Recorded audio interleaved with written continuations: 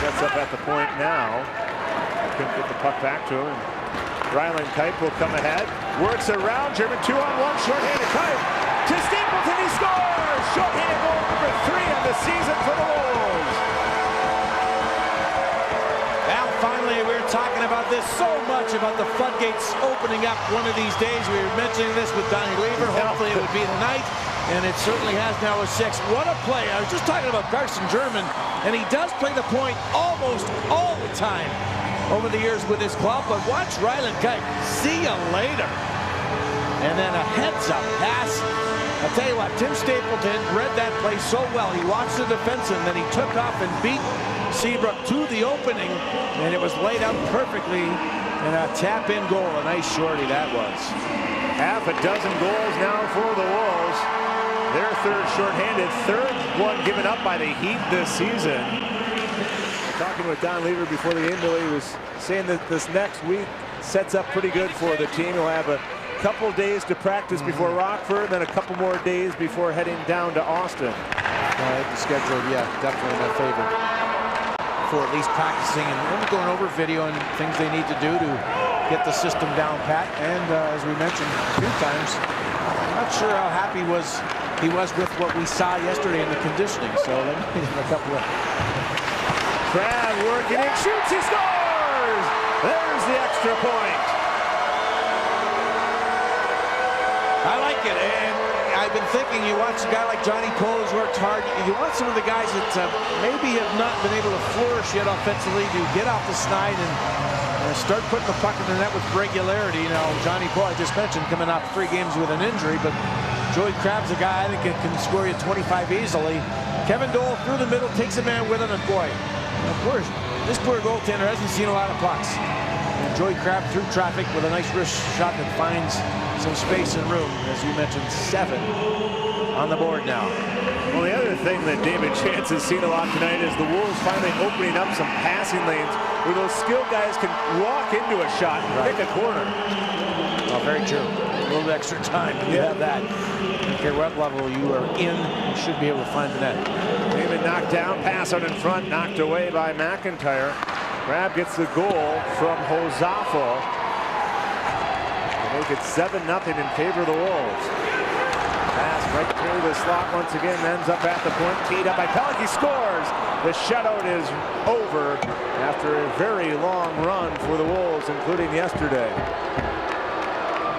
It was a long shift. There's been a few of them in this period where the Wolves have been hemmed in, and they've had the puck a couple of times, but not been able to force it out at least of their zone and into the neutral zone.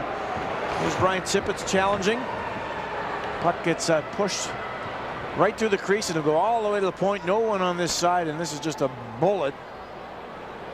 I'm not sure if there's any redirection there from Watt, but the shot was a good one from Pellick's stick and seemed to just handcuff McIntyre on the glove hand side, the short side, and find the net. Mark is out there right now, and he has the puck. He's waiting for 20 seconds. Look at he's right in front of the belly box, talking to him.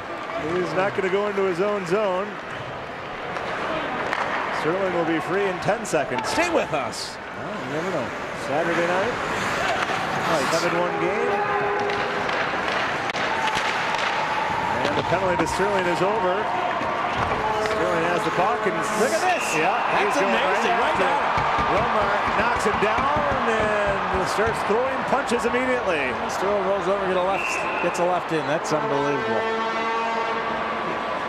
If he was hurting that badly, why would he put himself into a situation like that to maybe hurt himself more?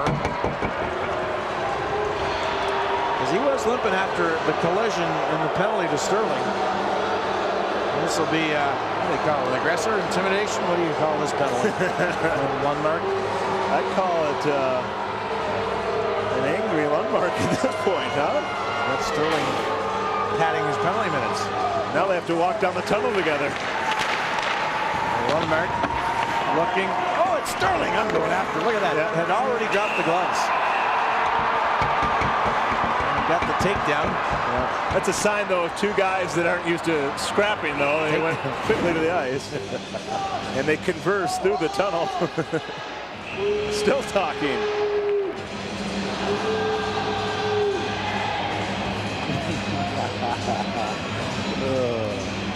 So we're down to 31 seconds, and there is one minor up on the board, so the Wolves will end this game on a power play.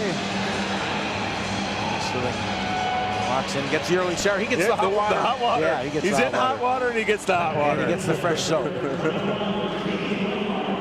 So Jamie Lundmark takes a double minor and a 10-minute misconduct. Well, the Wolves get to embark on their 5th power play, the only fast of the game they have not scored in tonight. So one more crank. That's a man advantage. Time for about one more rush, and that's about it. Leading 7-1. They will go perfect for the 3rd game in a row on the penalty kill, though. Good to see, yeah. 4 for 4.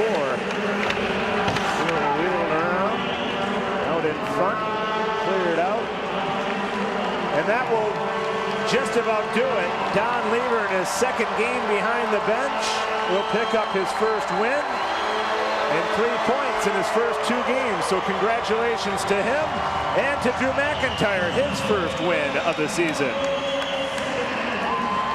Well, what can you say? It's a solid effort all the way around. They started well. The 2nd period was a period this year that has really hurt the Wolves, but they come up with a nice 20 minutes, winning that period 4-0. A topper with a 1 goal in the 3rd. They actually tied the 3rd 1-1, but overall you got strong goaltending, a very good defense, and a lot of goals. We were hoping and waiting for something like this to happen, and finally in game 8 the Wolves explode. Certainly did. Chicago